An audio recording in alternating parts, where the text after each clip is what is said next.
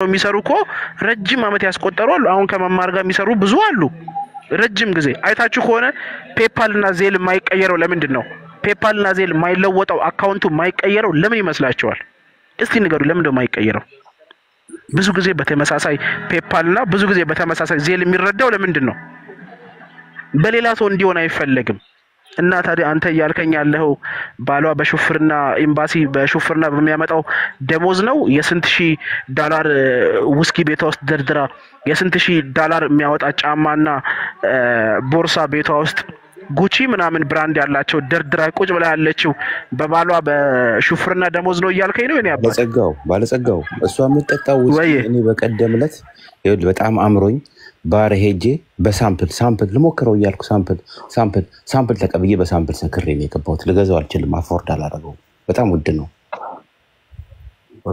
በሳምፕል ነው ሰክሬ የገባሁት በዛ ላይ ደግሞ አሁን እርዳታው ላይ ሳንቲም እጭድ የሚያረጉበት አንድ ነገር መጥቶላቸዋል ሳንቲም እጭድ የሚያረጉት ሳንቲም እንደ ሰሊጥና እንደ ምንድነው እንደ ጤፍ ሳንቲም የሚያጭዱበት ነገር ቤት አሁን እጣ ምናምን ተብሎ መጥቷል አንዱ እጣ ወደ 45000 ወደ 45 ሚሊዮን ብር አካባቢ ነው አንዱ እጣ አስቡ አንዱ እጣ 45 ሚሊዮን ብር ወጥቶ ለአንደኛ እጣ የሚሰጥ የ3 ሚሊዮን የምናምን ቤት ነው በቃ በአጠቃላይ ለእጣዎች ባለቤቶች ለደረሳቸው ሰዎች ከ5 ከ6 ሚሊዮን ብር በላይ አይሰጣቸው በትንሹ ነው ምንሽ በትንሹ በአንድ ዙር እጣ እስከ 30 ሚሊዮን ብር ታገኛለች ሀቢባ ደሞ ስታጃጅላቸው ምን እንደምትላቸው ልንገራችሁ እጣ በ2000 ብር እጣ ቆርጣችሁ ከደረሳችሁ ቤቱ ንብረቱ ይሰጣችኋል ካልደረሳችሁ ደግሞ ለወንድሞቻችን አካል ስንኩል ለሆኑ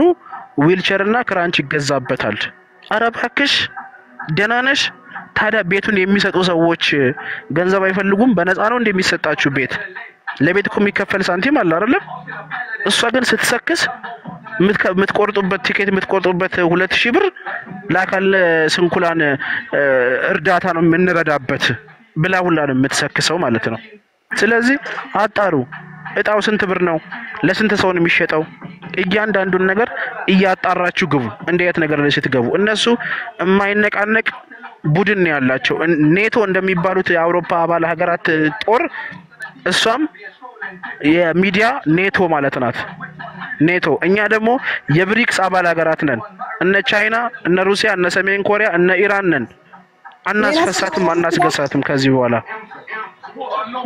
ምን አርሺ አውሪ ለኛም ተራስጡ አቤት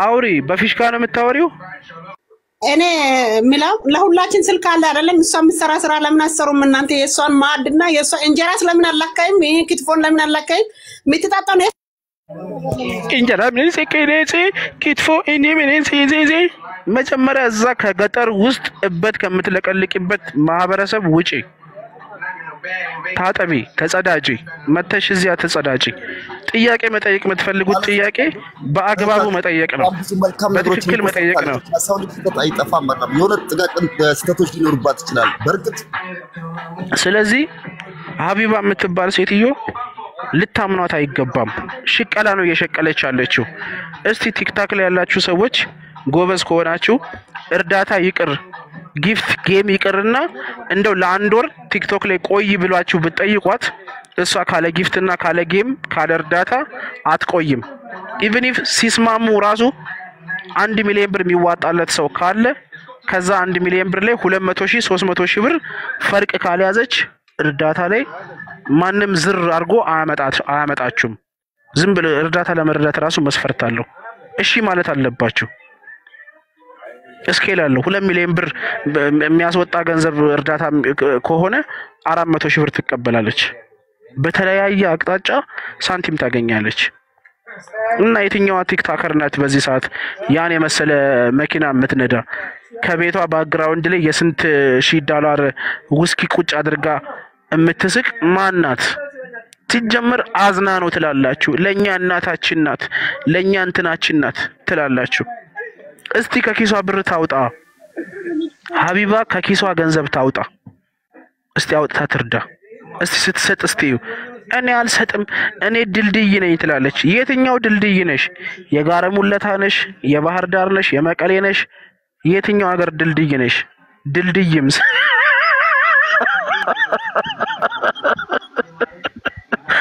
እሺ በአግባቡ ተናገሪ።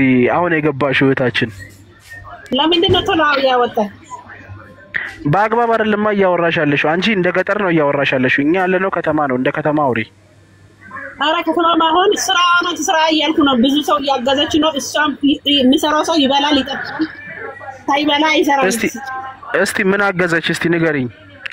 ያገዘች ነው ለብዙ ሰው። ለማን ምን አገዘች? በማስረጃ አሳይኝ። ሌቦችን እያጠፈች ነው፣ ሰራቂዎችን እያጠፈች ነው። አፋል ብልጥ አንስቶ ሚሊክ ሴቶችን እየሰደበች ነው። በቃ ትምህርት እየሰጠች ነው። ብልጥ አንቺ አንስተሽ ልከሻል? ከልክላሻለች? አስተምራሻለች? እያየን አይደለም እንዴ? ለምንድን ነው እንደዚህ መጥፎ ሰው የሚገለው ሰው ለምን አትቃወሙም? ሰው ምን አረጋች ነው? በሰው እሺ ብልጥ አንስተው ፎቶ የሚልኩ ሴቶች አሉ። እናንተ ያላላችሁ እንደ የተዋረዳችሁ ያላችሁ እነማን ናቸው? ወንዶቹ ነው። የሴቶችን ብልጥ እያነሱ እየወሰዱ ያዋረደች ነው። በቃ ይዋረድ ሌባ ማለት ነው። አንቺ ባለትዳር ነሽ? ቆይ እስቲ ሌላ አናግራት እህቴ። ቆይ ባለትዳር ነሽ? ምትይ ማለት ነው። እናንተ ስልክ አላችሁ አይደል? እናሰሩ ምን እንደሷ የሷ እድል ላይ ለምትዋጋላችሁ ነው። ትስራ ነው። እኛ ነይ በእናትሽ ውጪ።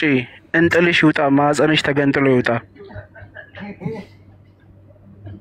ስታስጠላ አፏ ራሱ የሆነ ክፉ ነገር አታናግሩኝ በእናታችሁ። ስትገቡ በአግባቡ አውሩ። ብልት አንስተው ፎቶ ሊኮ ምናምን ትላለች። እኛ ስለ ብልት መቻወራን በአግባቡ አውራቸው። እስኪ ትንሽ እንትን አድርጉ። አጫውታቸው። አይ እንትን ነው እኮ ሴትዮዋ የሆነ ወጣ ያለ እንትን ያላት ምልህ ከሰው ጋር መግባባት የምትችል አይነት ሴት አይደለችም። ምክንያቱም እኛ የምናወራው አሁን ኖርማሊ ስለ ሀቢባ ክፋት ነው የምናወራው። እሷ ደግሞ መታ ልታወራ የፈለገችው ስለ ሀቢባ መልካምነት ነው። ስለዚህ መልካምነቷን ደግሞ በማስረጃ ታሳየኝ ነው። እኔ ክፋቷን እኮ እኔ በድምጽ እያሰማው ነው፣ በሪከርድ እያሰማው ነው ያለሁት። ስለዚህ ብልት አንስታ ፎቶ የላከች ሴት ካለች አምጫት ሴቷን፣ ይኸው ሀቢባ አትርፋኛለች ብላ ትናገር። ኦኬ እሺ ክርስቲያን ቀጥይ እስቲ። ክርስቲያን አታወሪም? እሺ ሳሪ ስደተኛዋ ቀጥይ። ሰላም ነው። እግዚአብሔር ይመስገን ክብሩ ይስፋ። ያው ብዙ ጊዜ ተከታተሉት። እናንተ ማስረጃ ይዛችሁ ለምንድን ነው ማትከሷት? እንዲህ ማስረጃ በሌለበት ነገር ለምንድን ነው እያየን ሰው ስትረዳ ነው ኦሬዲ አይደለ? ጥፋት ካለበት እኮ ግዴታ ማንንም እኮ ይረግጣታል ወጥቶ። ግን ያለ ማስረጃ ደግሞ አይከብድም ወይ? አሁን አንቺ አሁን ለምሳሌ እሷ ቤት አሁን ገብተው ስለ ሴክስ እና ስለ ልቅ ወሲብ የሚያወሩ ሴቶች አሉ። እሷ ማዳመጥ አለባት። እንዲህ አይነት ነገር ሰዎች እንዲያዩ ማድረግ አለባት። ማስቆም የለባትም ብለሽ ታስቢያለሽ? አሁን አይደለም ለምሳሌ እነሱ ራሳቸው ፈቅደው ነው ገብቶ የሚያወሩት። እሷ ግን አስገድዳ ኑና ህይወታችሁን የቤተሰብ ገበና አውሩልኝ ምናምን ነገር ብላ መቼስ አትጠይቃቸውም። ግን ገብቶ ችግራቸውን እንዲተጎዳ እንዲብራ እሺ ጥፋቱ ያለ ቆይ አሁን ለምሳሌ ቆይ እስቲ አዳምጪ። አሁን ለምሳሌ አንዲት ሴት ቅድም ሳሰማቸው የነበረ ሪከርድ ላይ ምን ትናገር ነበረ?